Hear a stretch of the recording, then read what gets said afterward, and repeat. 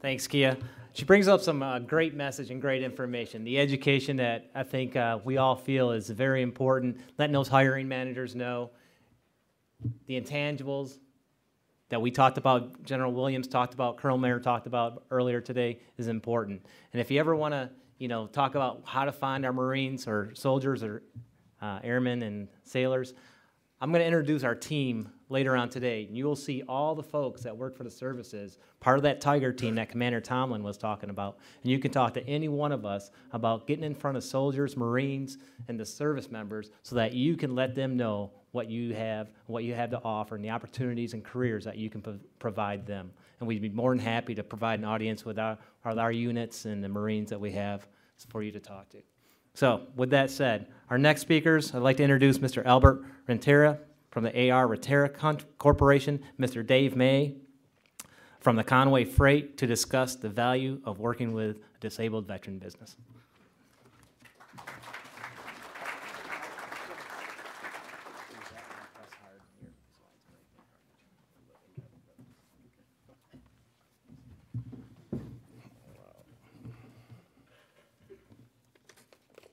How you doing, folks?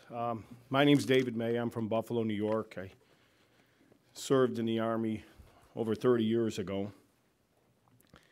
It's nice to be back on a military base. It's the first time for me. All right, welcome back. Thank you.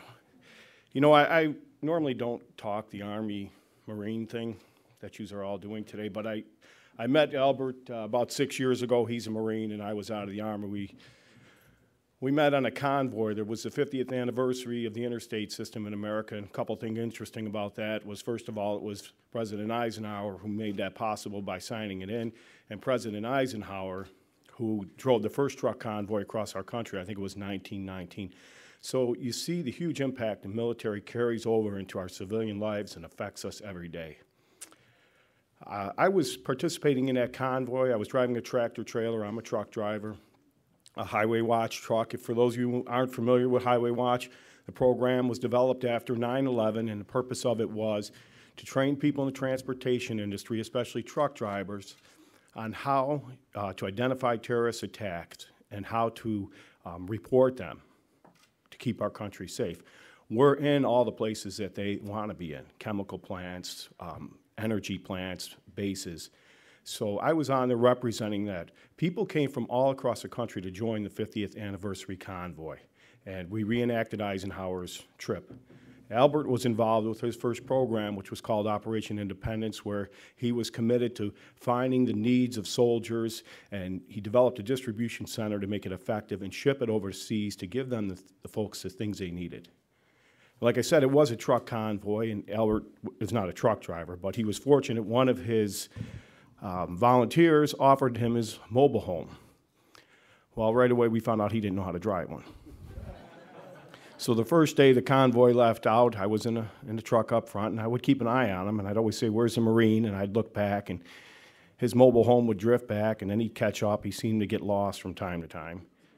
At the end of the day, we pulled in for the night into a hotel, and we were all parked, and I was looking for the Marine, and here he comes flying around the corner, up the apron, bottoms out, the bottom of his RV, parks it, and I just thought, he needs a lot of work. Next day, we left right away. I started watching from my mirror again, and I looked, and I said, he's falling back again. And wasn't too long after that I noticed that the front of his RV looked crooked. And I called him on the radio. He pulled over. Well, apparently when he bottomed out, he knocked half the bumper assembly off his RV, but it didn't stop him. He pulled over, got some wires, wired it back up, took off again. Got down the road a little further. We stopped. I think we were in the desert for lunch. He wanted to be nice. He put the awning out on the RV for shade. Finished lunch, off we went. I'm looking for the Marine in my mirror, and I don't see him. Finally, I see him closing quick, and I'm thinking to myself, either he's got the biggest flag hanging off of there, or he forgot to put his awning up. So I radioed him. He pulled off to the side of the road, tore the awning off, threw it out in the desert. Then it was a little while after that he put contaminated gas in it and had to get that pumped out. But what was really interesting about it is that you could just see the commitment in this guy. He had some unusual qualities. Driving an RV wasn't one of them. But the qualities that were obvious is that this man was full of integrity, he was full of commitment, and he was committed to excellence to these troops. It didn't matter what he knew or what he didn't know, he was going to take care of those soldiers. It's been 6 years since I've seen him, and I've been proud to know him ever since.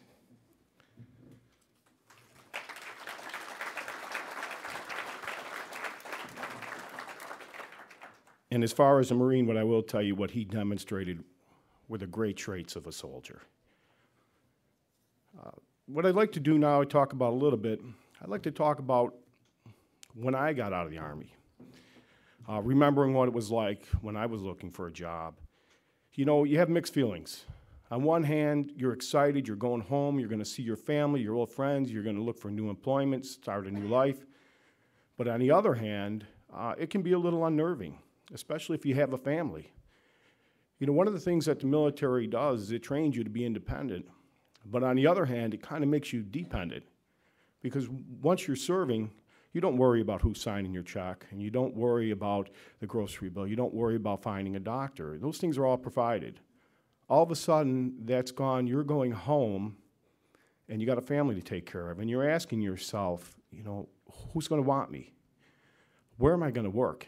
Can I find a good job? It's kind of scary. The military, what I like to do is I'd like to tell you a little bit about my experience when I left. It was 1979 when I fulfilled my commitment to the United States Army, and I was on my way home from Europe to find employment in the civilian world. Well, the Army prepared me for that through the skills that I obtained as a truck driver. But what the Army didn't prepare me for was an economy that was deep in a recession and a hometown that was hit especially hard.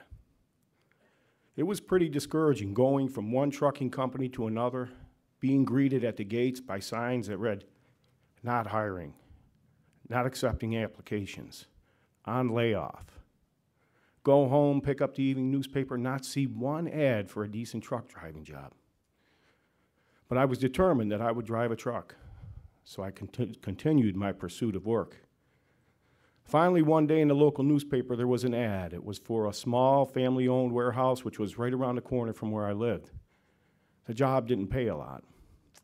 The owner's son drove the trucks when they didn't have a driver, and the owner's son drove the trucks when they were he also road tested all the new drivers. So I thought this would be a perfect place for me to start a career. So I rushed over and I filled out an application, and I hoped to hear from them. A few days later, I drove by and I seen the owner's son road testing a new driver. And shortly after that, I seen that driver working for them. Not long after, I seen that one of their trucks was in an accident and the ad was back in the paper. So I rushed back over and filled out another application, once again hoping to hear from them. And once again, I drove by and I seen the owner's son road testing another driver. Shortly after that, he was driving their truck. Then I'd see the owner's son driving, then I'd see the new driver, then I'd see the owner's son. Well, you see, this new driver that they hired wasn't very dependable. The ad was back in the paper. This time, when I rushed over to fill out another application, I asked to speak to the owner's son. I said, "Sir, it seems to me that you're in need of a good truck driver." I said, "I'm a good truck driver." I said, "Can you tell me why you haven't hired me?" And he was a little surprised and he hesitated. And he looked at me and said, "I don't know." He said, "Come on in my office." He said, "Let me look at your application." He sat down, he started to read through my application, he stopped. He said, "Here's the reason right here." He said, "All your experience is in the military." He said, "I can't verify your experience." I looked at him, I said, "Sure you can." I said, "Get in that truck with me and give me a road test." Well, once again, he hesitated, but he agreed. He gave me a pretty lengthy road test. And when we were done, he got out of the truck, he walked over to me and he said, "David," he said, "you're a good truck driver. Would you like a job?" I just looked at him, I said, "Sir, that's what I've been trying to tell you." I said, "If you give me this opportunity," I said, "I'm going to work hard for you." And I did work hard for him, and I loved that job. But it didn't take me long to realize that if I was going to obtain the things that I wanted for my family and life, quality health insurance, a home of our own, that I was going to have to find other employment. I continued to work hard for him, but I continued to look for other work. The problem was at that time, I could only find one company where I lived that was hiring truck drivers on a regular basis that could provide me the things that I needed. So I targeted that company. Every chance I got, I went over and filled out an application. I'd always ask for 1 or 2 to take home with me. As soon as I got home, I'd fill them out and I'd mail them in. Before work, after work, lunchtime, day off. Application. Finally, I got a call from him. It was the manager. He called me up and he said, "David, right now I have the need to hire an additional truck driver." He said, "So I've been going through my employment application files." He said, "I keep 2 of them, yours and everybody else's." He said, "You must have over 50 applications in here." He said, "I guess you really want to work for us." I told him the same thing. I said, "Sir, that's what I've been trying to tell you." I said, "If you give me this opportunity," I said, "I'm going to work hard for you." Well, I worked hard for them for 16 years until business conditions changed and they no longer employ truck drivers. So I took my desire for an opportunity and my promise of hard work to my current employer, Conway Freight. For 15 years now, I've worked hard for them. And for 15 years now, they've continued to give me opportunities. From being a driver, to a trainer, to running a commercial driver's license school, to being part of a national advisory committee in Washington, helping us shape the rules and regulations for our industry, to being selected as a member of America's Road Team. And what that's all about is that you represent all the other drivers in this country and our industry. And I don't think there's a higher honor you're going to give a driver than that. You know, right away at Conway, I noticed things were different. First of all, I only had to fill out 1 application. And then when it came to veterans, this is a company that appreciates veterans, it recognizes their abilities, it employs veterans, and they're trying to do their part. One of the programs that I participate in is the Commercial Driver's License School. I think it's a nice fit for veterans because when you, in order to enter our school, if you come out of the military, you're not sure what direction you want to go into. We have a school that's paid for, it's free. We give you employment, working, loading, and unloading trucks until you finish the school. Upon graduation, we're looking to hire you and give you a full-time job. If you come out and you have a license already for truck driving, but you have no experience, we have another program where we pay you to go to school because we want you to be at top performance. We want all our drivers to be safe. Once you finish the paid school, we're looking to give you a full-time job. Companies should look for ways that it's easy for veterans to join their workforce. One of the other things I noticed about my current employer was everywhere I went, I seen these values posted. They were in the hallways, they were in the break room, on our literature. 3 simple values: integrity, commitment, and excellence. This is a $1 billion corporation that I work for that built their corporation on a simple business model and finding and retaining people with those basic qualities. Those are the same basic qualities of a great soldier. A great soldier will make a great employee. I think veterans can benefit your companies in ways that you can't imagine. You know, they're used to being motivated, but yet they're self-motivating. They're used to working as an individual, but they know the importance of having a team mentality. I think what I'd like to touch on now is the importance that veterans develop skills when we're in the military. The problem is, somebody spoke about it earlier, is they don't always transfer well over to an interview. They don't always transfer well over to a resume. How do you prove leadership qualities? How do you verify skills like a truck driver, like I was trying to do, or a heavy equipment operator? How do you prove you possess those important qualities that so many companies seek of commitment, integrity, and excellence? Veterans shouldn't expect all employers to just give them a job, but an opportunity would be nice. An opportunity for an interview, an opportunity to show you their qualities, an opportunity to verify their experience, an opportunity to see if their skills can make your business better. A couple years ago, my employer asked me, they approached me about running a CDL, a commercial driver's license school. They made a commitment. The trucking industry is constantly raising the bar. We need better and better people, safer and safer drivers. So they decided that they're gonna commit towards growing their own, and that's why they developed these schools. And they asked me if I would run a school for them.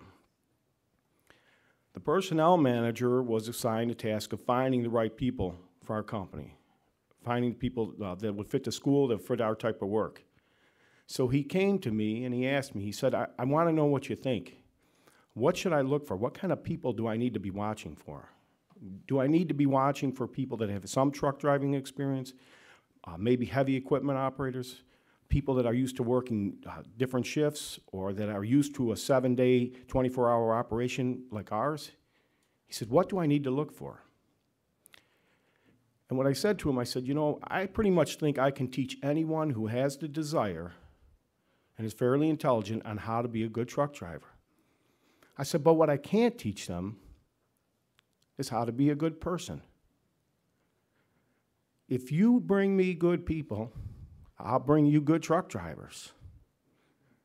What I'm trying to tell you is the military is full of good people. Teach them, hire them, let them make your business better.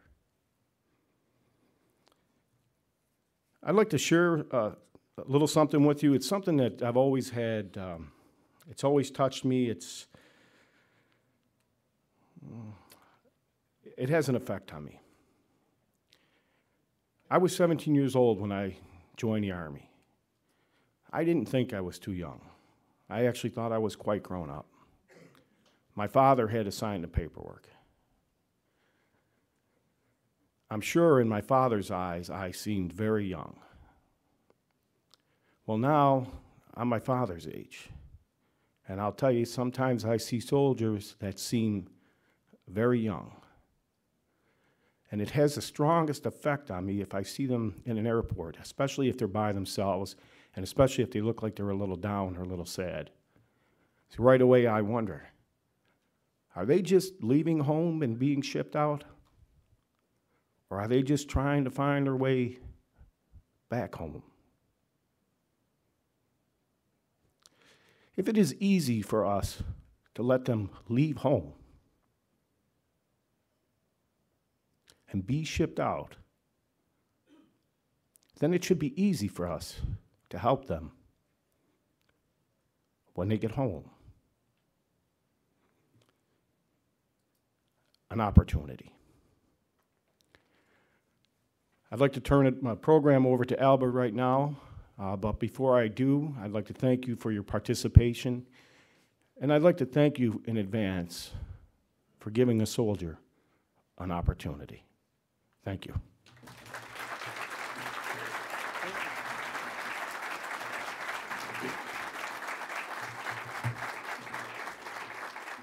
Thank you, Dave. And like any good Marine, we keep these Army guys busy, don't we?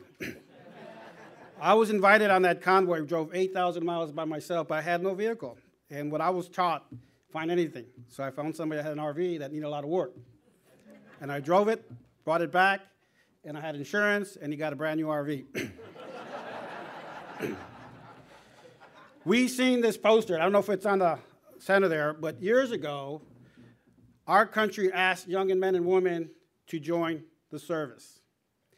We were given the tools through our training. We learned the ropes. When I joined in 74, my brother was already in the Marine Corps. He said 2 things: learn the ropes and what strings to pull. And I took that to heart. So this afternoon, I'm going to teach the troops upstairs learning the ropes. Rites of passage, exit strategy. That's what's missing. When do we develop our exit strategy? The Marine Corps certainly has taught me. What I do know, I'm not sure which way, there you go. What I do know, August 17, 1999, I was in Yokosuka, Japan at the time, and this legislation passed, Public Law 106-50, Veteran Entrepreneurship. It gave us 3% set-aside opportunity to compete federally. The government is mandated to give 23% of all products and services to small businesses. We own 3% of that. Sadly to say, since 1999, we've only achieved 1%. Each point has a $6 billion annual revenue.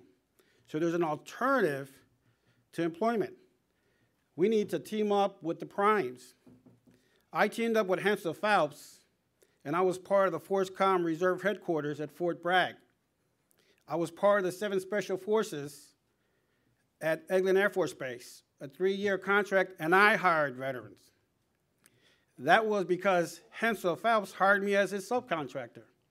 Hensel Phelps had the contract, and they don't have hiring opportunities because 70% of that work had to go to small business. So if you're not thinking about that alternative, this is why I'm here today. The real reality is this. This way? Okay. SAG Corporation was hired to find out if veterans are fit for self-employment. And they've concluded that military service itself wasn't the impetus of why I'm a business owner, was the fact that I decided to join. My first business contract was in 1974. Back then, I was guaranteed 3 meals and a cot. And I got that. The return on my investment is my post-service care. 1999 is my best benefit. It allows me to compete. I'm a 50% service disabled. I was talking to Joe Shapley, I'm not sure where he's at. Here you go. Marine, never applied for his VA. Hasn't applied for his disability. I retired April 1st of 2000 purposely, April Fool's Day. Because service never ends for Marine. And the reality is this, is veterans have the greatest program. When I was rated that 50%, I had 12 years to execute my vocational training. I applied for it 2 years ago. I heard the word need. VA is there to meet my needs. I had to learn how to articulate those needs. And I wanted this Public Law 106-50 to be the foundation of my needs, so I got my voc rehab, and I completed in April, and it funded some extended business courses. It paid for my equipment. And I was talking to Joe. He's trying to get computers to veterans. We're already allocated those funds. We just haven't applied for them. We already have the tools and the skills to succeed. What SAG Corporation realizes is the fact that we joined the military makes us entrepreneurs. These primes out there, you have 2 recourses: hire us or contract with us. That's what we need, because Colonel Meyer said it, we want to work. I could never work for anybody, I'll tell you that right now. That was part of my need. The VA is supposed to support my need. And I worked for some folks when I retired, but I knew that I was not able to work for them, but I went there to learn how the business worked and got my Master's of Science in Electronic Commerce and understood that someone said networking is about working. And we networked 6 years ago, and we stood connected. The opportunity is now, and I had a video that I was going to display, but Scott Logistics didn't work. I gave the Colonel one of the videos. But we are veterans on the mission to rebuild this economy. This is what we do. We are all going to get knocked down. No matter our injuries, we have the stamina, the courage, the skill. We are the greatest population to rebuild this economy, literally. We have the capacity to understand the task at hand. What I love about the Marine Corps is this MAGTF. We're amphibious, we're Marine Air Ground Task Force. This is the task force. He's an employee, I'm an employer.